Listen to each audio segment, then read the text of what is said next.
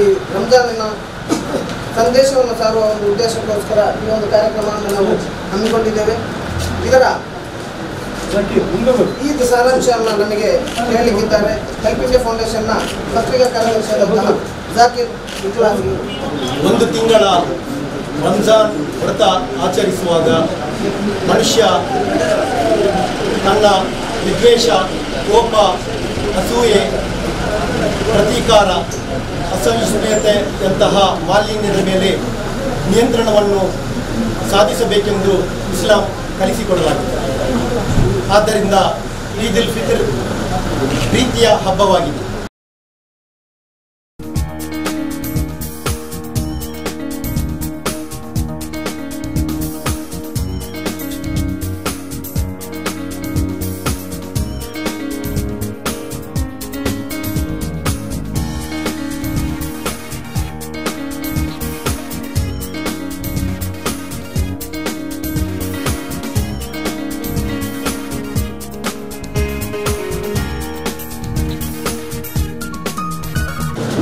ದೇವನಿಗೆ ಕೃತಜ್ಞತೆಯನ್ನು ಸಲ್ಲಿಸುವ, ದೇವನಿಗೆ ಶರಣಾಗುವ, ದೇವನ ಸೃಷ್ಟಿಗಳಾದ ಎಲ್ಲ ಮನುಷ್ಯರನ್ನು ಪ್ರೀತಿಸುವ ಬಹಳ ಪವಿತ್ರವಾದ ಹಬ್ಬವಾಗಿದೆ. ಇಂತಹ ಸಂದರ್ಭದಲ್ಲಿ ಹಬ್ಬವನ್ನು ಆಚರಿಸುವಾಗ ಹಬ್ಬವು ಸಡಗರ ಸಂಭ್ರಮದಿಂದ ಕೂಡಿರುತ್ತದೆ. ಈ ಸಮಯದಲ್ಲಿ ಕೆಲವು ಅನಾರೋಗ್ಯ ಪೀಡಿತರಾಗಿ ಇದರಿಂದ ವಂಚಿತರಾಗುತ್ತಾರೆ. ಹೆಲ್ಪ್ ಇಂಡಿಯಾ ಫೌಂಡೇಶನ್ ಕಳೆದ ಹಲವಾರು ವರ್ಷಗಳಿಂದ ಈದ್ ಉಲ್ ಫಿತ್ರ್ ಹಾಗೂ ಈದ್ ಉಲ್ ಅಜಾ ಹಬ್ಬವನ್ನು ಪಶ್ಚಿಮ ರಿಹ್ಯಾಬಿಲಿಟೇಷನ್ ಸೆಂಟರ್ನಲ್ಲಿ ಅನಾರೋಗ್ಯ ಪೀಡಿತರೊಂದಿಗೆ ಆಚರಿಸುತ್ತಾ ಬಂದಿದೆ. ಈ ನಿಟ್ಟಿನಲ್ಲಿ ಎಲ್ಲರೂ ಈ ಹಬ್ಬವನ್ನು ಸಡಗರದಿಂದ ಆಚರಿಸಬೇಕು ಎನ್ನುವ ಒಂದು ಉದ್ದೇಶದಿಂದ ಈ ಹಬ್ಬವನ್ನು ಇಲ್ಲಿ ನಾವು ಆಚರಿಸಲು ನಿಶ್ಚಯಿಸಿದ್ದೇವೆ. ಸರ್ವಶಕ್ತನಾದ ದೇವನು ಇಲ್ಲಿ ಪಶ್ಚಿಮ ರಿಹ್ಯಾಬಿಲಿಟೇಷನ್ನಲ್ಲಿ ಇರುವಂತಹ ಎಲ್ಲ ಅನಾರೋಗ್ಯ ಪೀಡಿತರಿಗೆ ಆದಷ್ಟು ಬೇಗ ಗುಣಮುಖರಾಗಿ ಇಲ್ಲಿಂದ ಹೋಗಲು ಅನುಗ್ರಹಿಸಲಿ ಹಾಗೂ ಪ್ರೀತಿ, ಸಮಾನತೆ, ಸಹೋದರತೆಯ ಭ್ರಾತೃತ್ವದ ಹಬ್ಬವಾಗಲಿ.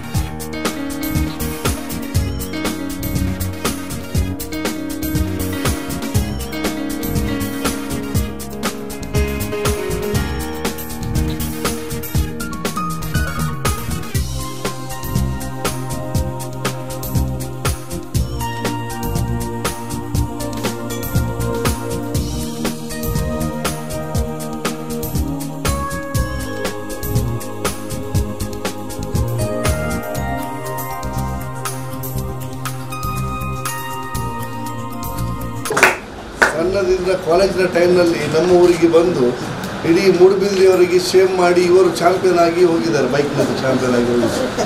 ಆ ದಿನದಿಂದ ಈ ದಿನದ ಕಸ ಅವರಿಗೆ ದೇವರು ಜಯವನ್ನು ಅವರಿಗೆ ಕೊಡ್ತಾ ಇದ್ದಾರೆ. ಅದೇ ರೀತಿ ಅವರು ಅದನ್ನು ಮರೆಯದೆ, ಅಹಂಭಾವ ಇಲ್ಲದೆ ಎಲ್ಲ ಜನರೊಂದಿಗೆ ಮಿಕ್ಸ್ ಆಗ್ತಾರೆ, ಎಲ್ಲ ಜನರೊಂದಿಗೆ ಅವರ ಅಳಲುಗಳನ್ನು ಸ್ವೀಕರಿಸುತ್ತಾರೆ ಮತ್ತು ಅದಕ್ಕೆ ನಿಜವಾಗಿ ಒಂದು ಸೊಲ್ಯೂಷನ್ ಮಾಡಲಿಕ್ಕೆ ಟ್ರೈ ಮಾಡ್ತಾರೆ. ಯಾವುದೇ ಒಂದು ಪೊಳ್ಳು ಆಶ್ವಾಸನೆ ಖಂಡಿತ ನೀಡುವುದಿಲ್ಲ.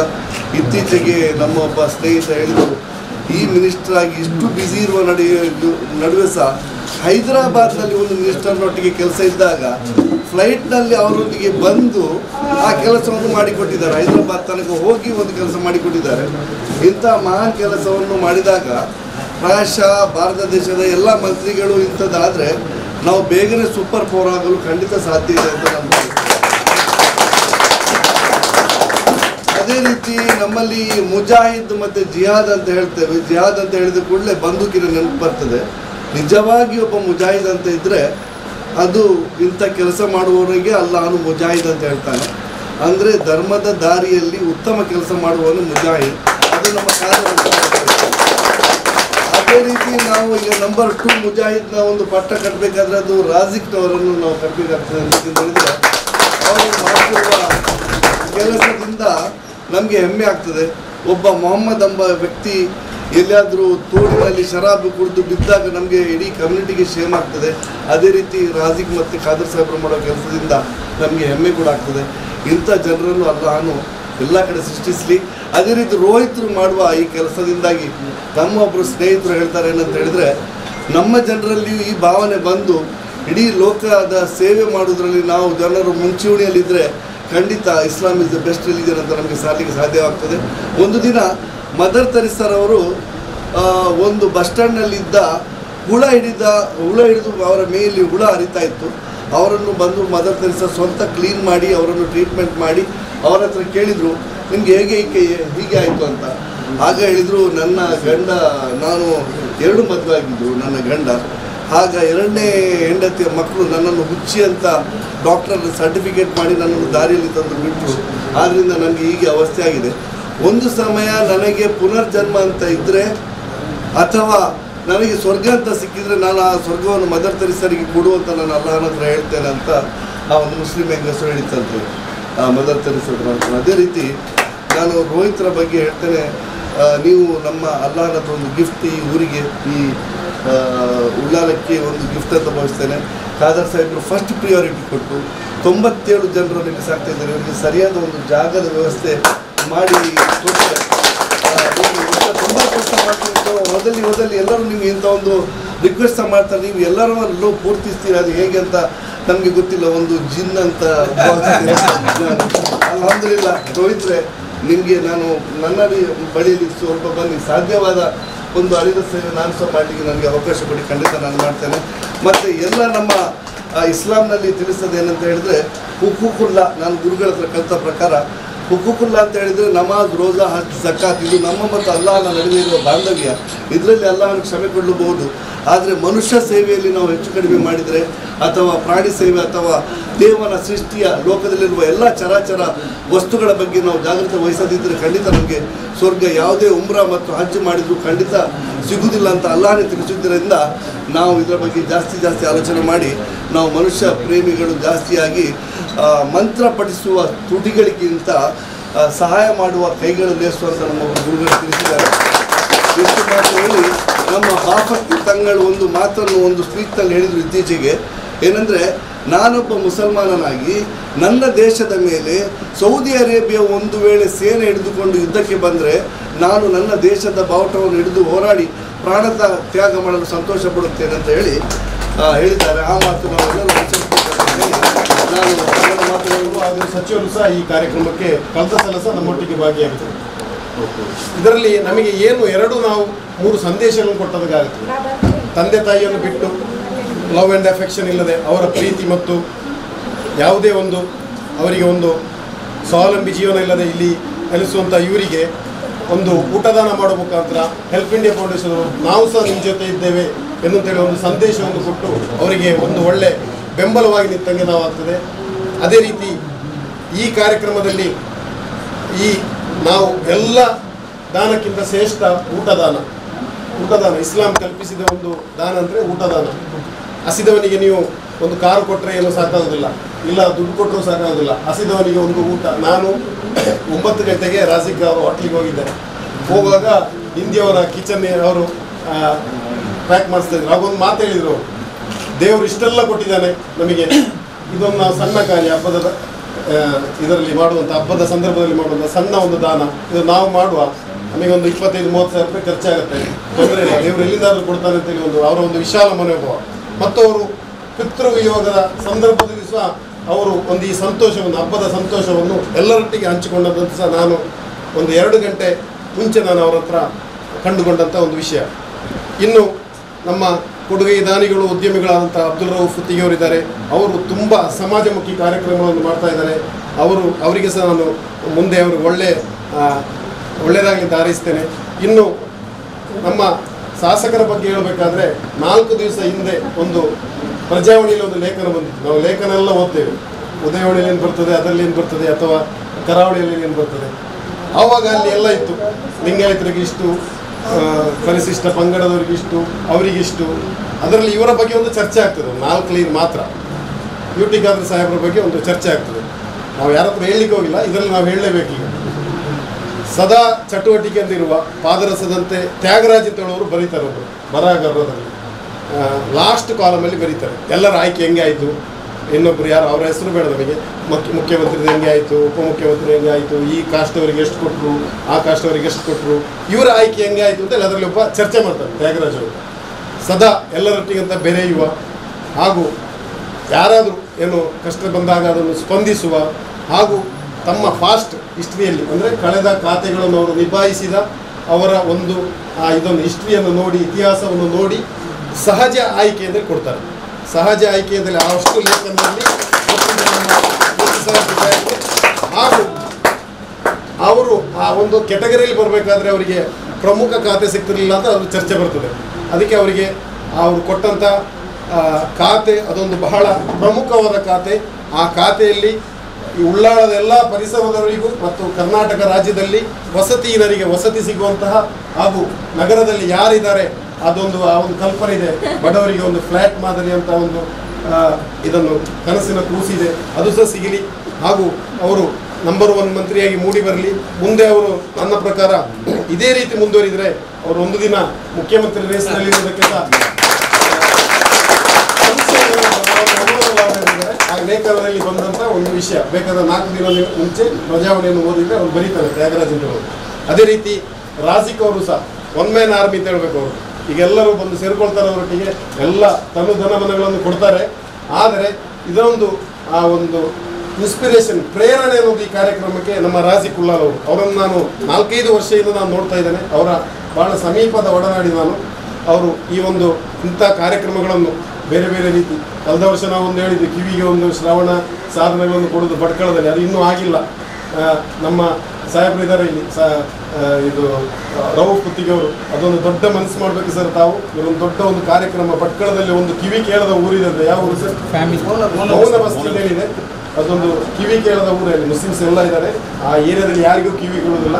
ಅದವರೊಂದು ತುಂಬ ಒಂದು ಬಹಳ ಒಂದು ಕನಸಿನ ಕೂಸು, ಅದನ್ನು ಸರಿ ಕಿವಿ ಎಲ್ಲರಿಗೂ ಶ್ರವಣ ಸಾಧನಗಳನ್ನು ಒದಗಿಸಬೇಕು ಅಂತ ಹೇಳಿ. ಆಮೇಲೆ ಇನ್ನು ರಾಜಿಕ್ ಅವರ ಕನಸಿದೆ, ಈ ಸಣ್ಣ ಈಗ ಕನಸಂದರೆ ಮಾನ್ಯ ನಮ್ಮ ಮಂತ್ರಿ ಸಾಹೇಬರ ಒಂದು ಪ್ರೇರಣೆ ಮೇರೆಗೆ ಅವರ ಒಂದು ಇದರ ಮೇರೆಗೆ 1-2 ಎಕರೆ ಜಾಗದಲ್ಲಿ ಇದೇ ರೀತಿ ಅನಾಥಾಶ್ರಮವನ್ನು ದೊಡ್ಡ ಮಟ್ಟದಲ್ಲಿ ಸ್ಥಾಪಿಸಬೇಕು ಅದಕ್ಕೆ ನಮ್ಮ ಯುಟಿಗಾರ ಸಾಹೇಬರು ಸಹ ಸಾಥ್ ಕೊಡಬೇಕು. ಸರ್ಕಾರದ ಮಟ್ಟದಲ್ಲಿ ಏನಾದರೂ ಆ ಥರ ಅವಕಾಶಗಳಿದ್ರೆ ಸಹ ಇದು ಮಾಡಬೇಕು ಅಂತ ಹೇಳ್ತಾ ನನಗೆ ಅವಕಾಶ ಮಾಡಿಕೊಟ್ಟಿದ್ದೀರಿ. ನಿಮಗೆಲ್ಲರಿಗೂ ಹೊಂದಿಸುತ್ತಾ ನನ್ನೆರಡು ಮಾತನ್ನು ರವೀಂದ್ರ ಶೆಟ್ಟಿ. ದೇವರು ಮೆಚ್ಚುವಂಥ ಕೆಲಸ ತೊಡಗಿದ್ದೀವಿ. ಈ ಸಂದರ್ಭದಲ್ಲಿ ಇಬ್ಬರು ವ್ಯಕ್ತಿಗಳನ್ನು ನಾನು ವೈಯಕ್ತಿಕವಾಗಿ ಅಭಿನಂದಿಸ್ತೇನೆ. ಒಂದು, ಈ ಆಶ್ರಮವನ್ನು ಕಟ್ಟಿ ಬೆಳೆಸಿದಂಥ ಗೌರವಾನ್ವಿತ ರೋಹಿತ್ ರವರು, ಈ ಒಂದು ಕಾರ್ಯಕ್ರಮವನ್ನು ಆಯೋಜನೆ ಮಾಡಿದಂತಹ ಸಮಾಜ ಸೇವಕ ಯುವ ನಾಯಕ ಹೆಲ್ಪ್ ಇಂಡಿಯಾ ಫೌಂಡೇಶನ್ನ ಅಧ್ಯಕ್ಷರಾದ ಗೌರವಾನ್ವಿತ ರಾಜಿಕ್ ಉಲ್ಲಾಲ್ ರವರು. ನಿಜವಾಗಿಯೂ ಇವರಿಬ್ಬರು ಕೂಡ ಅಭಿನಂದನಾರ್ಹರು. ಯಾಕೆಂತ ಹೇಳಿದರೆ ಇವತ್ತು ರಾಜಿಕ್ ಉಲ್ಲಾಲ್ ರವರ ಆ ಒಂದು ಧರ್ಮದ ರಂಜಾನ್ ಹಬ್ಬವನ್ನು ಈ ರೀತಿಯಾಗಿ ಈ ಒಂದು ಆಶ್ರಮವಾಸಿಗಳೊಟ್ಟಿಗೆ ಆಚರಿಸುವಂತಹ ಒಂದು ಪದ್ಧತಿ ನಿಜವಾಗಿಯೂ ನಮಗೆಲ್ಲರಿಗೂ ಕೂಡ ಒಂದು ಆದರ್ಶವಾದಂಥ ಒಂದು ಕಾರ್ಯಕ್ರಮ.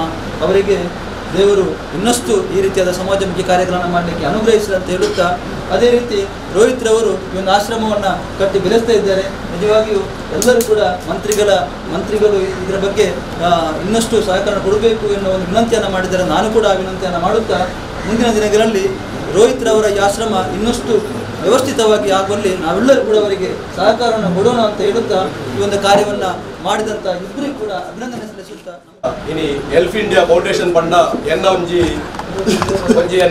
ಒಡನಾಟ ಸಂಸ್ಥೆ ಲೆಕ್ಕ ಯಾಪಂಡ ಆಯ್ತ ರಾಜಿಕ್ ಉಲ್ಲಾಲ್ ಪಂಡ ಎನ್ನ ಬ್ರದರ್ ಎನ್ನ ಏಪಲ ಯಾಪಂಡ ಆರು ಕತ್ತೊಂಜಿ ಆರು ಕೆಲಸ ಮನ್ಮಗಲ ಸುಮಾರು 4 ವರ್ಷದಿಂಚಲ ಅದನ್ನ ಒಟ್ಟಿಗೆ ಅನಿತದೆ ಯಾಪಂಡ ಎಂಕಾರೊಂಜಿ ಅದನ್ನ ಮಲ್ಪುನ ಕೆಲಸ ಆರು ಕೆಲವು ಸಂದರ್ಭ ಫೋನ್ ಬಂದಾಗ ಎಂಕ ಬಾರಿ ಆಶ್ಚರ್ಯ ಆಗ್ತದೆ ಯಾಪಂಡ ಒಂಜಿ ರೋಡ್ ಕಜವ್ ದಪ್ಪುನ 1990 ಕುಜಲ್ ಕಟ್ ಮಾಡಿದ ಆರು ಸ್ವಂತ ಒಂಜಿ ತೊಕ್ಕೊಡ್ದ ಒಂಜಿ ಆ ಹೊಟ್ಟೆದ ಪಿರೋ ಸೈಡ್ ಹಿಡಿದು ಆರೇ ಒಂಜಿ ಮೀಪದ್ ಆರು ಕೆಲಸ ಕಟ್ ಮಾಡಿದ ದೂರಾಗಲ್ಲ ಅಂಚೆ ಕೆಲವು ಸಂದರ್ಭ ಅರೆಗೆ ಗೊತ್ತು ಪೂಜೆ ಹೋಯ್ ಅವು ಆನಪ್ಪನ್ನ ಬಂದ್ಬಿಡ ಅಂಚಿನ ಪರಿಸ್ಥಿತಿ ಒಂಜಿ ಸಂದರ್ಭ ಆರು ಒಂಜಿ ಅಂಚಿನ ಬರ್ಲೆಲ್ಲ ಕೆತ್ತಿನ ವ್ಯಕ್ತಿ ಒಂಜಿ ರತಂಬತ್ತೇರಿ ರತಂಬತ್ತದ ಆರು ಮೀಪದ ಪೂಜಲ್ ಕಟ್ಕೊಂಡ ಸಂದರ್ಭ ಅರೆಗೆ ಆಶ್ಚರ್ಯ ಬಟ್ ಅವು ಆನಂದ ಪರಿಸ್ಥಿತಿ ಒಂಜಿ ಪೊನ್ನು ಆರೆಗೆ ಗೌರ್ಮೆಂಟ್ ಬಂದರೆ ಎಂಚೆ ಯೋಗೀಶ್ ಇಂಚೆ ಗೆತ್ತದೆ ಅಪ್ಪಗಲ್ಲ ಎಂಗಳು KS ಹಾಸ್ಪಿಟಲ್ಗೆ ಅಡ್ಮಿಟ್ ಮಾಡ್ತಾರೆ ಒಂಜತ್ತು ಸಾಧಾರಣ ಒಂಜಿ 6 ಅಂಚೆ 100 ಜಾಸ್ತಿ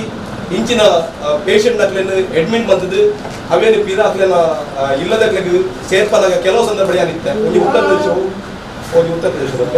ನಾರ್ತ್ ಒಂಜಿ ಅಕ್ಲೆ ಇಲ್ಲದ ಅದನ್ನು ಕಣ್ಣೀರು ಪಡೆಯರು ರಾಜಕೀಯ ಕಾರ್ ಪತ್ತರ ಬರ್ತಾರೆ ಯಾಕಂಡ ಎಂಕ್ಲ ಒಂಜಿ ಫ್ಯಾಮಿಲಿಂದ ಒಂಜಿ ಸದಸ್ಯರು ಪಿರ ಎಂಗ್ಲು ಎತ್ತ ವರ್ಷದ ಆಯೆ ಜೀವನದ ಬರ್ಪುಜೆ ಬಂದಿಂತ ಬಟ್ ಈ ಅಕ್ಲೇನು ಸೇರ್ಪೋನ ಜನ ಕೆಲಸ ಮಾಡಿದ್ರೆ ಇಲ್ಲಿಗೆ ದೇವೇರು 100% ಮುಲ್ಪತ್ತು ಜನಗಳಿಗೆ ಏತ್ ಬಂತಲ್ಲ ತೃಪ್ತಿ ಇಜ್ಜಿ ಆಡೆ ಪರವಲ್ಲ 100% ರಾಜಕೀಯ ಇಲ್ಲಿಗೆ ಒಂದು ಜಾಗ ಉಂಟು ಪಂಟೆ ರಂಜದ ಪ್ರಾಗ ಪ್ರತಿಯೊಂದು ಸಂದರ್ಭ ಅರ್ನ ಯಾನು ಒಡನಾಟಿ ಆದಿತ್ತಾನೆ ಅಂಚ ಇಡೀ ನಮ್ಮ ಪಶ್ಚಿಮ ರಿಯಾಬ್ದ ರೋಹಿತರ್ನ ಒಂಜಿ ಸಂಸ್ಥೆ ಒಂಜಿ ನಮ್ಮ ಒಂಜಿ ಹಬ್ಬನು ಅನ್ಪುಗ ಪಂಡದ ಪಂಡ ಇನ್ನಿ ಬೈದಿನಗಳು ಬೆತ್ತ ಬೇತೆ ಇಲ್ಲದ ಅಕ್ಕಳು ಏರಂದು ಗೊತ್ತಿಜಿ ವಾ ಧರ್ಮಂದು ಗೊತ್ತಿ ವಾ ಜಾತಿನ ಗೊತ್ತಿಜಿ ಆ ಶ್ರೀಮಂತರ ಬಡವಂದು ಗೊತ್ತಿಜಿ ಮುಲ್ಪ ಅಕ್ಲೊಟ್ಟಿಗೆ ಸೇರಿದೊಂಜಿ ಈ ನಮ್ಮ ಸಂತೋಷ ಅಕ್ಲೊಟ್ಟಿಗೆ ಆಚರಣೆ ಮನ್ಪು ಪಂಪಿನ ಒಂಜಿ ಮಹತ್ ಕಾರ್ಯ ಪಾಡೋದು ಯಾಕಂದ ಆ ಮೂಲಕ ಒಂಜಿ ಮಾದರಿ ಹಾಕಪಂಡು ಜನಕ್ಕೂ ಒಂಜಿ ನೆನಪುಡು ಇಂಚಿನ ಒಂಜಿ ಕಾರ್ಯಕ್ರಮ ಬಂದದ್ದು ಒಂಜಿ ಪ್ರದರ್ಶನ ಬಂದ ನೆನಪಿನಲ್ಲಿ ಒಂಜಿ ಇಂದು ಪ್ರೇರಣೆ ಅವಡು ಬೇತೆ ಬೇತೆ ಸಂಘ ಸಂಸ್ಥೆಗಳ ರಾಜಿಕುಳ್ಳರು ಇಂಚಿನ ಕಾರ್ಯಕ್ರಮ ಮಂತ್ರಿಯಾಗ ನಾವು ಯಾಕಂದ್ರೆ 2 ವರ್ಷ ತುಂಬು ರಾಜಿಕುಳ್ಳರಲ್ಲಿ ಗೊತ್ತುಂಟು ದುವೇ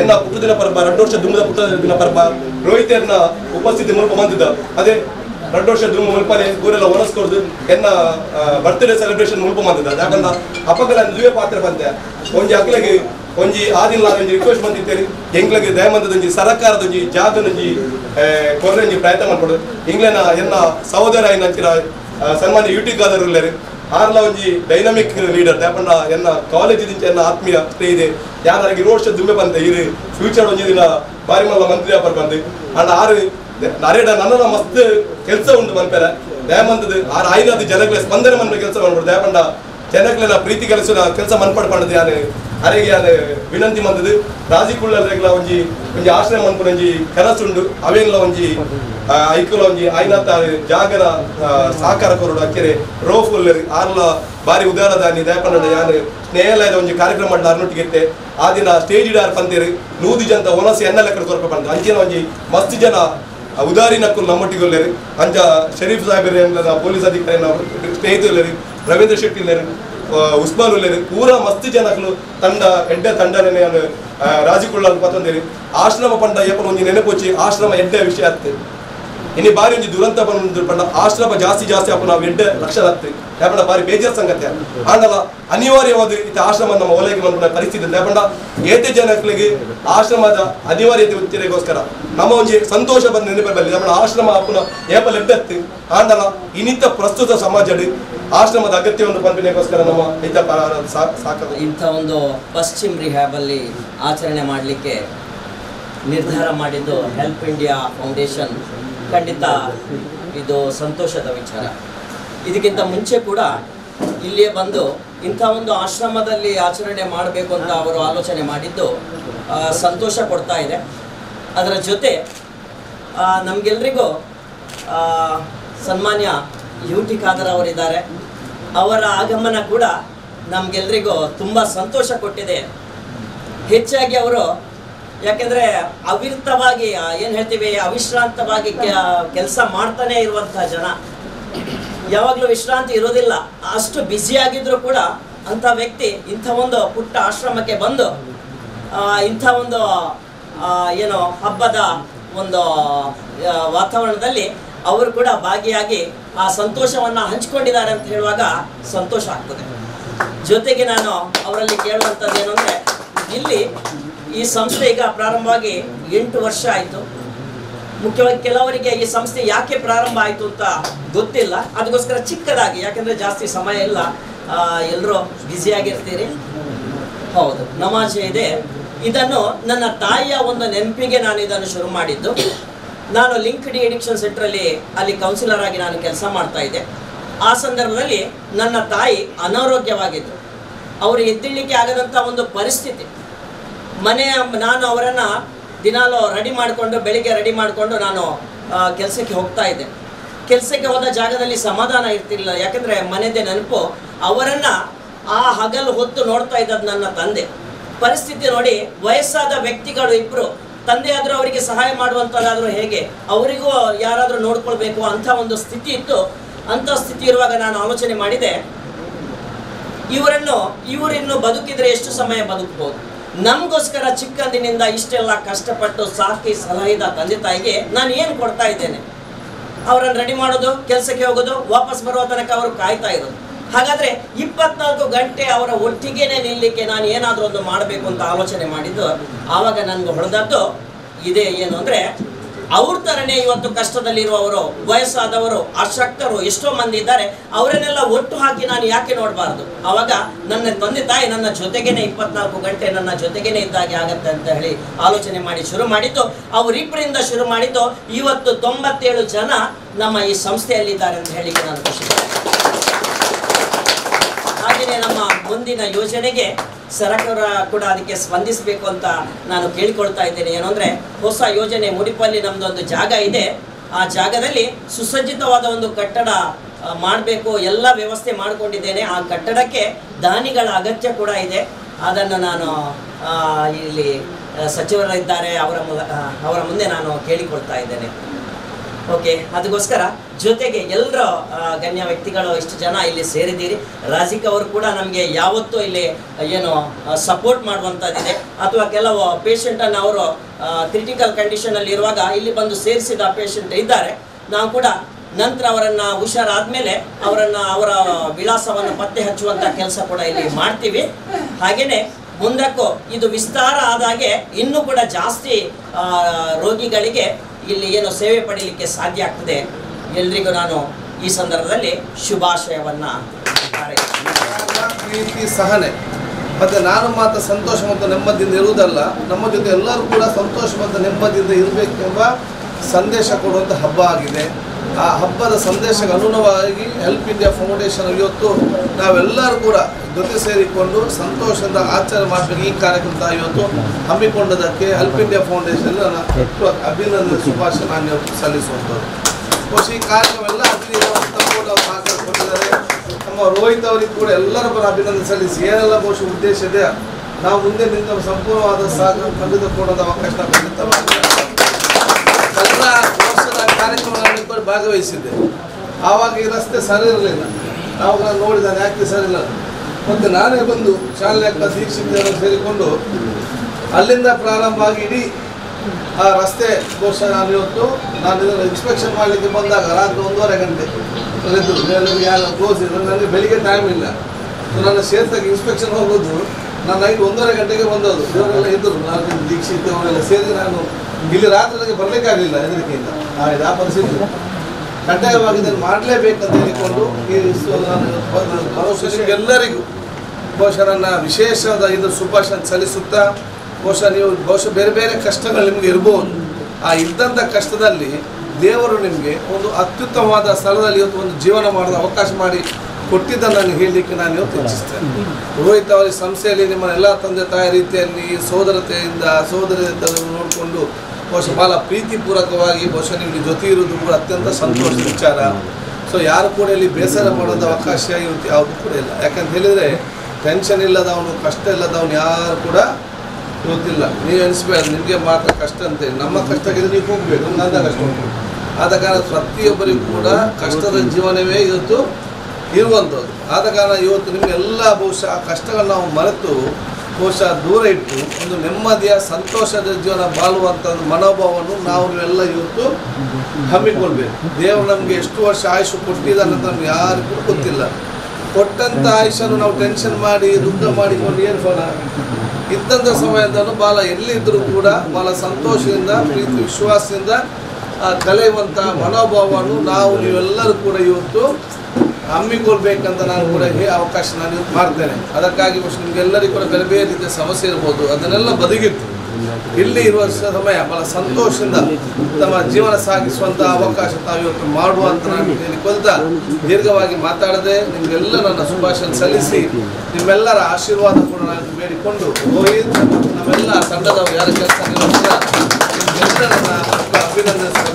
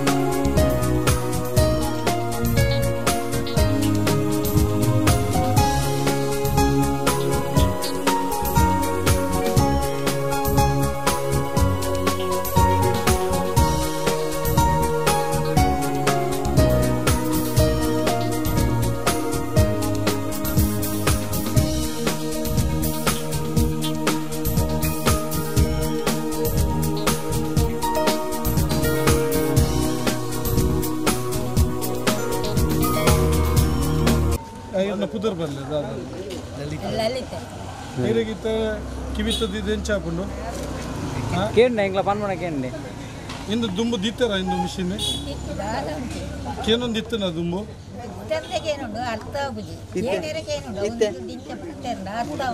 ಇತ್ತ ಮಿಷಿನ್ ಇದೆ ಎಂಚುಂಡು ಎಂಚ ಖುಷಿಯ